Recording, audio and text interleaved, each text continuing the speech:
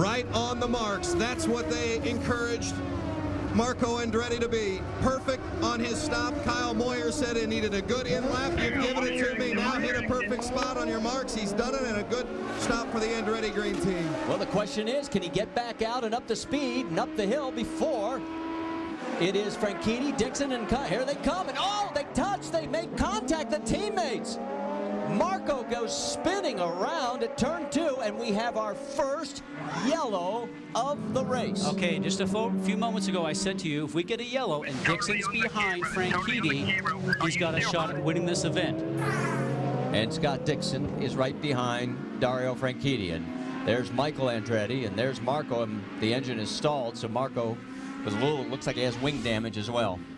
Now, Marco was out to win the race for himself, guys. He didn't do anything wrong. He came out of the pit lane, tried to get up the hill as quickly as possible, because he knew if he actually got through turn 2 and started to go through those S's, he could hold back Dario and maybe have the opportunity to take this race win. But he really didn't do anything wrong. But you would think there would be better communication between the teammates. See, the car on your right-hand side of the screen, the blue one, Marco Andretti goes towards the center of the turn, the apex. He doesn't do anything wrong, but he just didn't expect to have Franchitti coming up so close, so quickly to him. Now his tires are cold. He just gets touched just a little bit. Some parts fly. We don't know if those parts right now are off the front wing of the 27 of Franchitti. Here we're going to watch them come up the hill. Remember, Franchitti's doing 150 miles an hour. They just touch just a small amount, and it's just enough to send the back end of the car. Marco Andretti spinning around. Now just listen to this.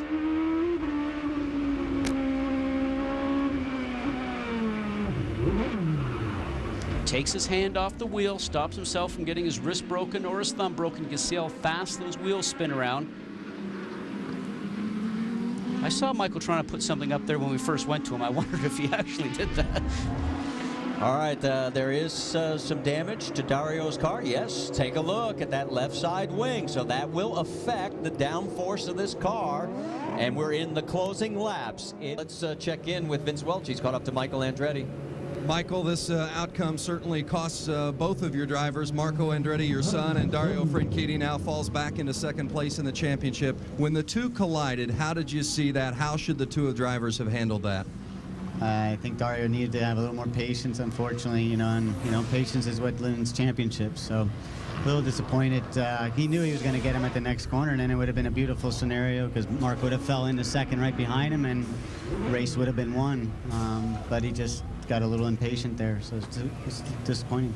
What will be the message that you'll give to those drivers and your whole team today as the championship chase has shifted? Well, I mean, I think the other three did whatever they can to try to help Dario for sure, and but unfortunately, it wasn't enough. Let's check there as Marco was coming out. You had to make a choice whether to wait or go for the move right there.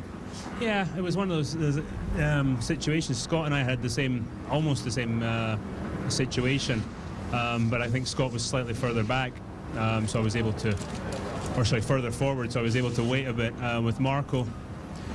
He came out right, I guess, at the wrong point. Tony and I had a similar situation just before, in the stop before that, and Tony opened up the door and gave me the room. I really want to look at it and talk to Marco about it before, because we're teammates and we look after each other, and that shouldn't happen. So I want to talk to him and look at it, as I say, and we'll see from there. Initially, or at the time of the contact, did you feel as though he should have given you the extra room? It's a difficult. Out in the car, your emotions are always high. So as I say, I'll prefer to watch it first, and then I'll talk with Marco and watch it with him, and I'll be able to comment on it better. Second place now in the championship. How do you approach Detroit? A different mindset than what you brought in here? No, I think we did almost everything right today. We led a bunch of laps, and we did a good job. And just apart from that problem with Marco, it was almost a perfect day. But that kind of ruined it near the end. Very unfortunate. I got to say thank you to TK, because he really had my back all day, and it was. It's just a shame when stuff like that happens. Very disappointing day for Dario Franchitti and the AGR crew. Marty. AGR is telling Kanon to hold us up to give Dario an advantage. TK is awesome, and that was last week was, as far as being selfless and what he did on the track, that was, for me, that was a real high point. Tell Dario he owed me a dinner. Franchitti is just moving away from both of them. Here they come, and oh, they touched, they made contact, the teammates. I was going to race him because for the lead, but I'm not going to do anything stupid to alter his chances at victory. I think Dario needed to have a little more patience, unfortunately, and patience is what wins championships. I know Marco would never do something intentionally take me out of a race, and he knows the same about me. Yeah, he's going for the championship, but I thought I left enough room. And he doesn't, and we're not going to see eye to eye on it probably ever. Franchitti has dominated this day, and contact with his teammate is going to cost him an opportunity. They talked about it, gave each other's views, and go on. By Dario Franchitti. And Dario, with all the trials and tribulations that you and your team have had to endure over the last couple of weeks, how has it affected the dynamics in your mind of this chase for the championship? August was a tough month for us. It's over now, so I'm pretty glad of that. We had Michigan, Kentucky, and then Sonoma last week, and yeah, it really hurt our championship challenge. But we lost a reasonable lead, I think, and we're now slightly behind, but it's still all to play for. We can still definitely do it. Let's check in with Vince Welch. Well, as you would expect, Dario Franchitti and Michael Andretti did talk since last week's incident at Sonoma, but what may surprise you, didn't really talk specifically about the incident or some of the reactions from the two parties since then. Why not, Michael?